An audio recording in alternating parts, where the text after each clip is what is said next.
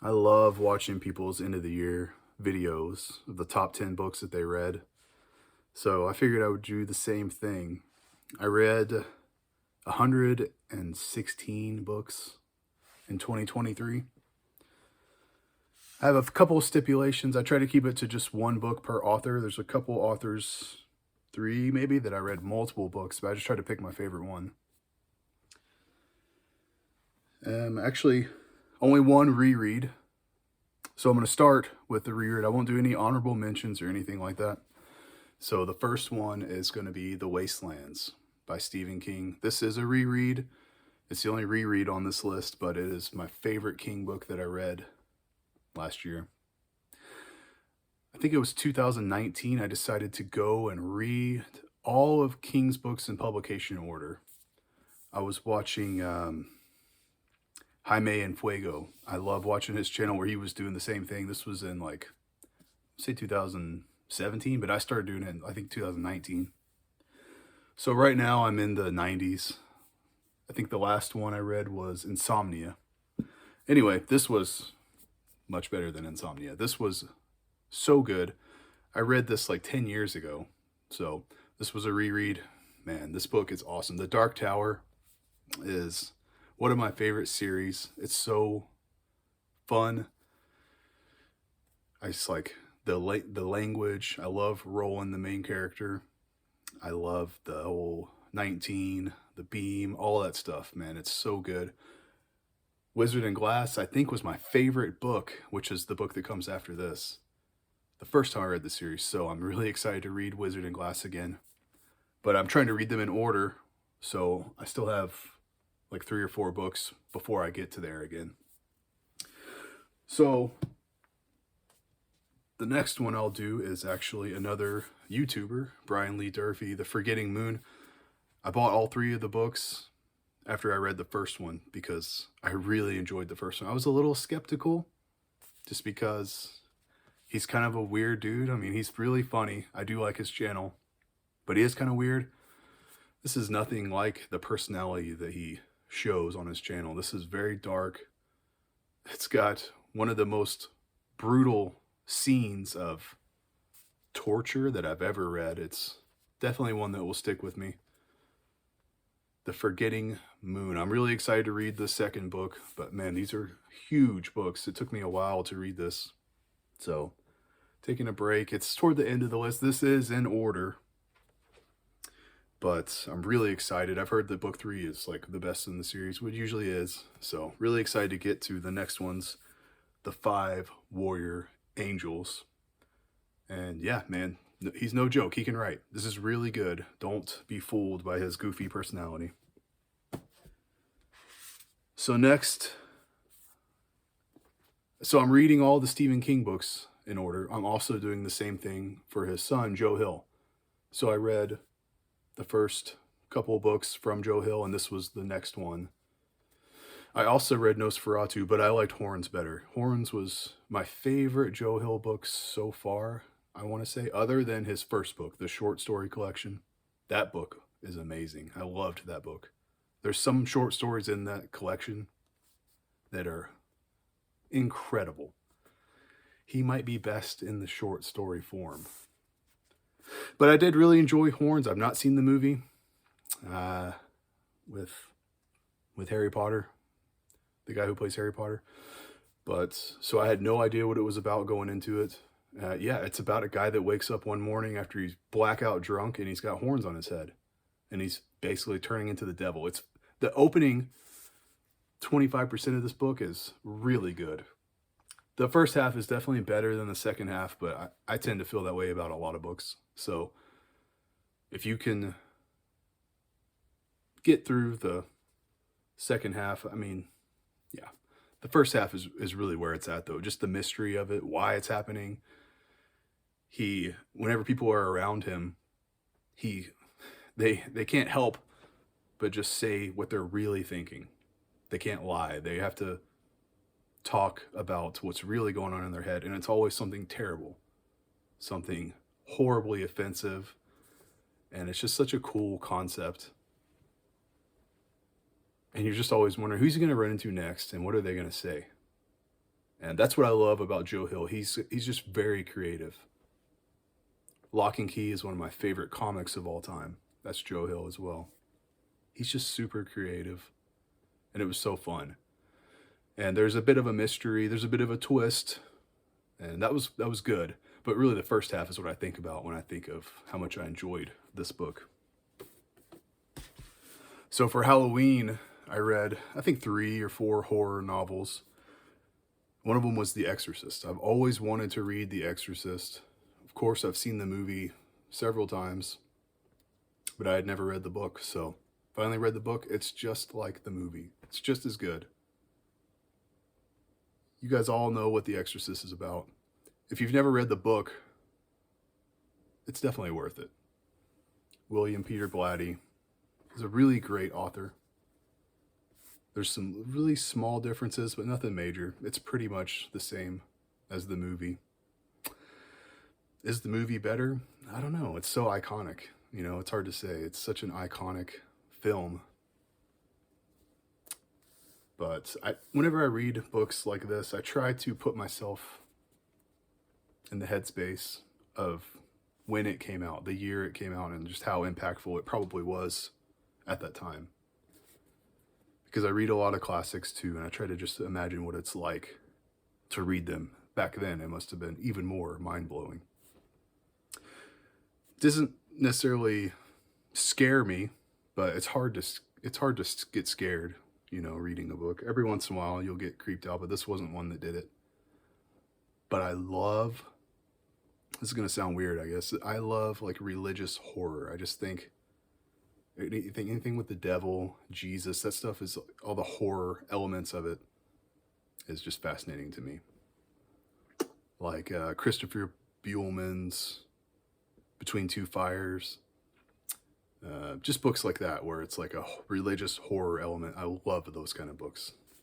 So really happy to have read The Exorcist. I also bought Legion, the sequel, and I'll probably read that this year at some point. So this is actually the only non-fiction on my whole list. I only read like 4 or 5 non-fiction books all year, and this was by far my favorite. American Kingpin by Nick Bilton. This is about Ross Ulbright, I think is how you pronounce his name. He's like a 26-year-old programmer who created the Silk Road, the famous internet website where you could go on there and buy drugs or buy guns or just buy anything illegal. Not the silk, not obviously the original Silk Road, but the website on the dark web. Dude, this book is super crazy. This is so crazy that it's a true story. This is just insane. The way he gets caught is insane. I mean, obviously you guys know he got caught.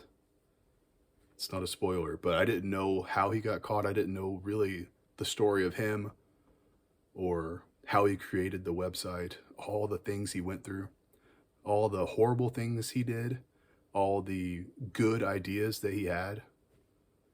It's one of those things where if you've ever read Crime and Punishment, the main character thinks that great men throughout history could be excused for the awful things they did because they were great men. And that's kind of how he thinks, in a way.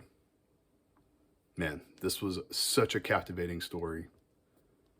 I highly encourage everyone to pick this book up and read it, or just, you can listen to a podcast about the story. I did that after I read the book, and it was just as good. Speaking of classics, I guess this is maybe considered a classic. This is from the 50s, I believe. The Talented Mr. Ripley. See, I'd never read this book before. I knew what it was about, but this was Better Than Food book reviews. This was his favorite book of 2022, I believe. So I read this in 2023. Yeah, I could see why. I mean, it was really good. It's about a guy who kills someone and takes over their identity. But it's so much more than that. It's like, have you ever wanted to be someone that you're not? Just the whole mindset behind Tom Ripley and the things he does, and if he does or does not get caught. It's really fascinating, really interesting read. I couldn't believe this was from the 50s. It reads beautifully. I mean, sometimes the older books are kind of tough to get through. Not this one. This was beautiful. I think there's more books in the series as well, so I'll have to look into that. But yeah, man, this almost cracked the top 5, but now we are actually in the top 5. So, oh, actually, no, yeah, that was number 5. So that's number 5 in my top 5. Okay. But the top 4 are definitely above the rest. My favorites for sure. So number 4, we'll do Jade City.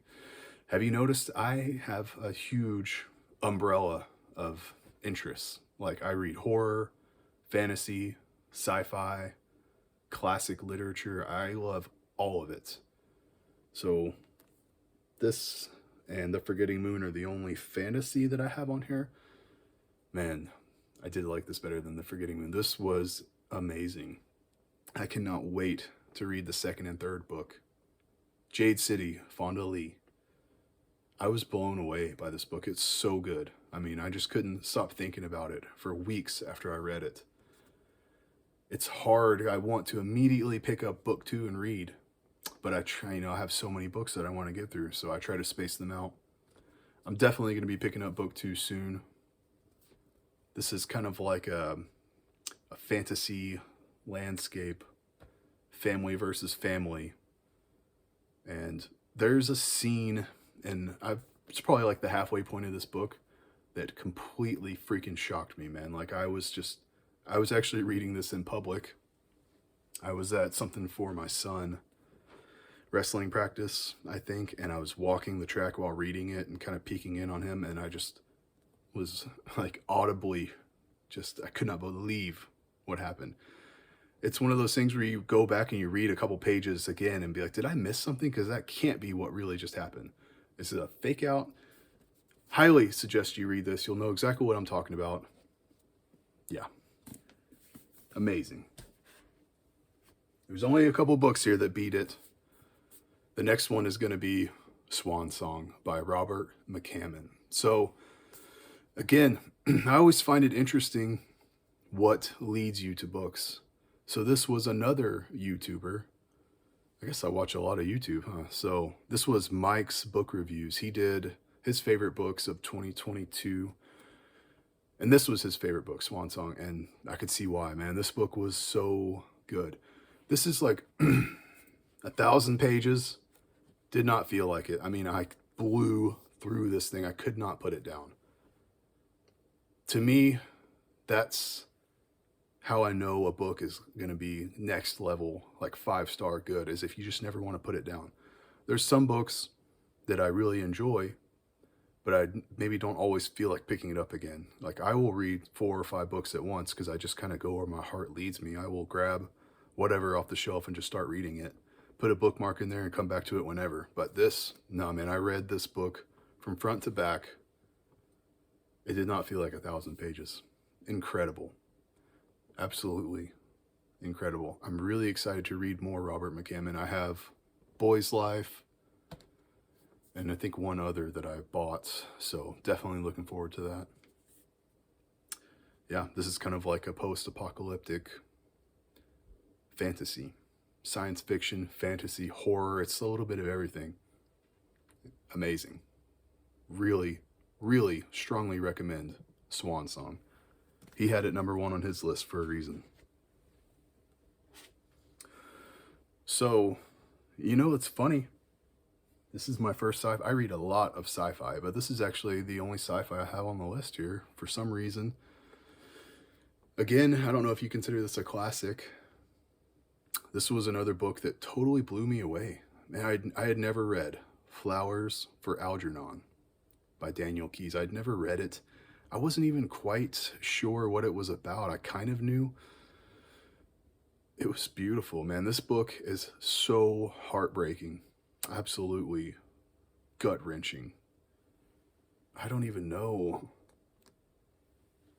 how to describe the feelings I had when I read this. It's like, you're so angry. You laugh, you cry, you feel hope, you feel despair. I mean, this is a emotional roller coaster for sure, and one that I would definitely read again soon. Very quick read. You can just blow through this thing. It's so good. This may be the book I've thought about the most since I've read it. And it's funny that this is the only sci-fi I have on the list, because I read a lot of sci-fi. But number one was so easy for me to pick. Number one, super easy. So just like King and Joe Hill, I'm reading all of Cormac McCarthy's books in publication order as well.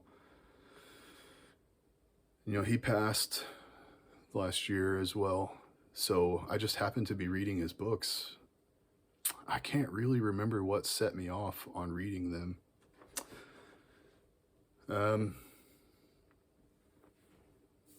This is one that, so, you know, I only picked one book per author. I think I read 4 McCarthy books last year. I don't remember what exactly made me decide to read all his books in publication order, but I made it all the way through to Blood Meridian. This is right before Blood Meridian. I did like this one better. This is not only my favorite book that I read last year.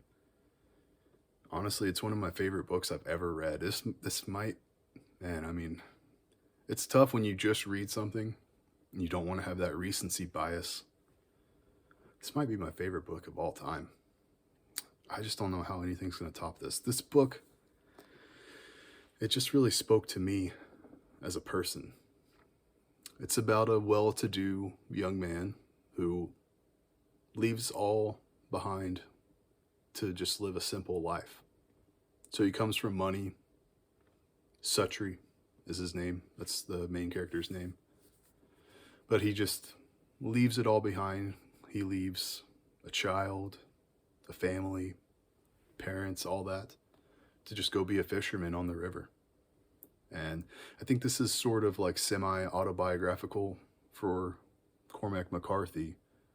I believe he comes from a very well-to-do family as well, but he left it all to be an author and didn't have success for a long time, so really struggled. I mean, Blood Meridian, Suttree, these are some of the best books ever written, and no one cared at the time. It's not until decades later where people realized how good he was. The next book I'll be reading from him is All the Pretty Horses, so I'm super excited to get through that as well. It's tough because I almost want to read this again. I just want to immediately pick it up and reread it. When I say this book spoke to me personally, I'm a little bit of a black sheep of my family, in that I've always sort of done my own thing and not followed down the traditional route. I didn't go to college, and I just always kind of chased my heart, you know, like I'm a black belt in jiu-jitsu, and I teach jiu-jitsu, and that has just sort of always been my passion and what I want to do, but there's not a lot of money in it, you know. Everyone knows there's not a ton of money to be made in martial arts, but it's just a thing I love. So I can appreciate the things that happen in this book. This book, it made me laugh, for sure. It's really funny. There are some really funny scenes in the book. It also definitely made me cry. Like, shed a tear while I'm reading it, because it's so sad. There's some really heartbreaking stuff in here. Suttree, Cormac McCarthy, definitely my favorite book I read last year. Maybe my favorite book of all time. I'll try to end it now because we're almost at 20 minutes. God. Highly recommend all of McCarthy's books, but you can just skip them all and just read Suttree easily. It's not a tough read. It's really not. The first chapter is very, very beautiful, descriptive prose, but after that it really does get into the story and just living day to day with old Cornelius Suttree. Anyway, hope you guys enjoyed that. Hopefully there's something on there that you haven't read before that you're interested in now, and I'll do my graphic novels on a separate video. So man, thank you guys for watching. See ya.